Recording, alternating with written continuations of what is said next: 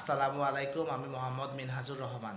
চিকিৎসা ফাউন্ডেশন কর্তৃক আয়োজিত সার্টিফিকেট ইন ইমার্জেন্সি মেডিসিন এবং অ্যাওয়ারনেস কোর্সের আমি একজন নিয়মিত ছাত্র।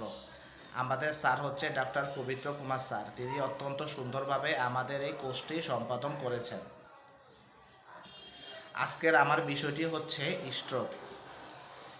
স্ট্রোক হচ্ছে সাধারণত মস্তিষ্কের রক্ত চলাচলের ক্ষেত্রে বাধা সৃষ্টি হয়ে সেল ড্যামেজ হয়ে যাওয়া হচ্ছে স্ট্রোক। স্ট্রোক সাধারণত দুই প্রকার, হেমারেজিক স্ট্রোক এবং ইসচেমিক স্ট্রোক।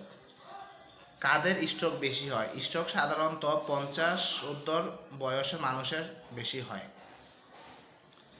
স্ট্রোকের কারণসমূহ: diabetes, high blood pressure, high cholesterol, ধূমপান এবং অনিয়ন্ত্রিত জীবনযাপনের ফলে স্ট্রোক হতে পারে।